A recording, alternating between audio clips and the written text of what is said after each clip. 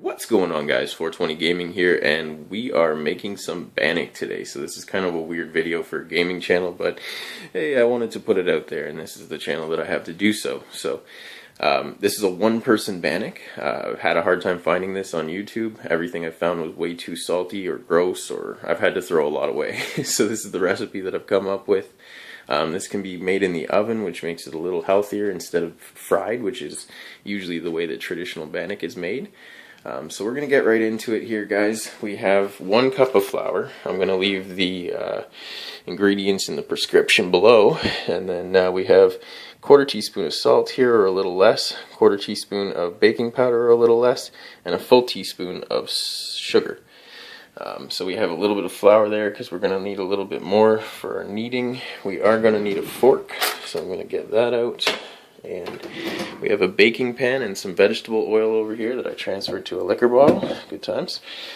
And let's just get our oven preheated and we'll get started here. This is a really simple thing to do. You can bring it into the bush because none of the ingredients go bad. So yeah, you want to take your big bowl and your cup of flour. I only have one hand here, guys. You want to dump it in, and then we're going to dump in our 1/4 teaspoon of salt. And you just throw it in there. This is going to be our mixing spoon, so we'll put it aside here. Then we have our baking powder, so you don't want too much. You just want that little bit. I even sometimes put less. I mean, I don't want to waste it, but for the purpose of the video, we'll just put that in there for now. And then sugar. Sugar is the most important part here. It tastes so good, so a full teaspoon of sugar, throw it on top. You want to mix your dry ingredients real good, so we're going to get started on that.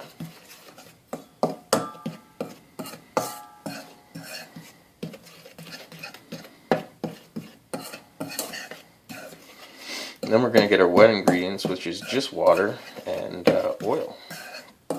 So it depends on, it's up to you how much oil you want to put in. I tend to not use too much because I do want to make it a little healthier, but it's up to you. I'll show you how much I put in, and you can go from there. So this is good and mixed. You can put this in a plastic bag like that and bring it out into the bush. It's awesome. So let's open up our oil here. I didn't have another measuring cup or I would have done this before, but okay, so about that much oil. So if you guys can see, it's only a little bit of oil, and you can mix your water and oil together. You want lukewarm water, not too hot, not too cold.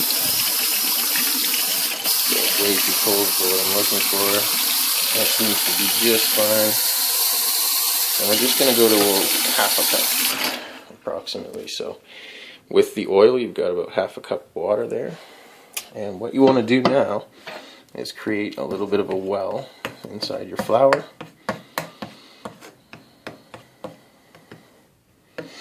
Just like that. And now you're going to pour it in slowly. Keep in mind I only have one hand. You'll be a lot more efficient. The oil comes out first because it's heaviest, and you want to just fold all that nice flour over into the bowl part, and you want to mix it from the middle out. You don't want to get any clumps, so you want to keep mixing it real good. Get some flour in there, and it's going to look like a pancake batter in the middle here. And once it starts to get too gooey, you want to add some more. You could make a well again, or you could just add it on top and then throw in some flour, start mixing it in. Again, it feels weird holding the camera. Not used to doing that. So at this point, it's going to start to get really sticky, and you've got a lot of flour on the sides that aren't coming in to it, so you want to just add a little more water. You might not use all the water that we put in, or you might end up doing it, so it just depends. Sorry, gotta try and keep the, wish I had a cameraman here. So we are going to need a little bit more water. this is like, you know, it's not a big deal. You do what you can. You make it. It's a bush meal, but it's really good to have at home.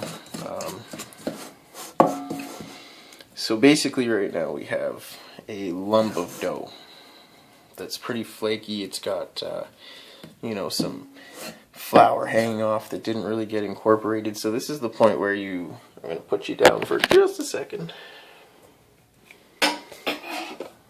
Alright, so you get some of the batter off your spoon and you put that in the dishes, and you use your hands. So you're going to wash your hands so they're nice and clean. I did that before I started here, especially if you're making it for somebody else.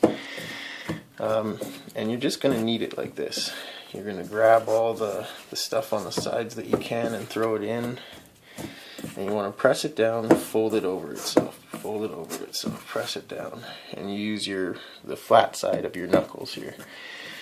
So you've pretty much gotten all that flour now picked up on the sides, and it's all gone into this ball. So what you're going to do is just lightly flour your surface, the area that you're going to be working at, and your hands, and you're going to grab the ball, bring it out of there, put it on the top of the counter, and you can throw this in the dishes pile for later. Alright, and you just want to knead it down. You're going to press it in, fold it over itself. If it needs more flour at this point, if it's too sticky, you find, go and grab yourself a little more flour and throw it on top. Sorry if I keep aiming another way, it's not good. So this is a part where two hands definitely comes in handy. There's my neighbor moving furniture across, my upstairs neighbor, good times. Whoever it is, they have been quite the pain in the ass.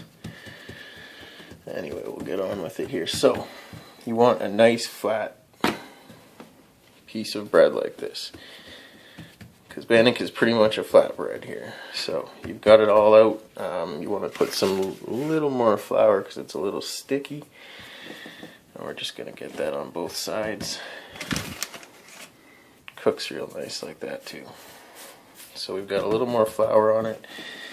Just with one hand, I'm just going to press it out a little bit more because, like I said, you want this real thin and flat. And then you're going to take your fork and you're going to go from the top all the way down and all over. You don't have to go crazy with it like I do, but I find it helps real good for cooking. So okay, now we're going to grab our baking pan, see how much water we're left over with. There's a little bit of oil in it, but not much. So we're going to grab our baking pan, and we're going to throw it on top. Just like that. You don't need to oil your pan or anything because this has oil in it. And we're going to put it in, and we're going to put the timer on for 15 minutes. Then we're going to come back and flip it, and we're going to go for another 15 minutes, so 30 minutes in total.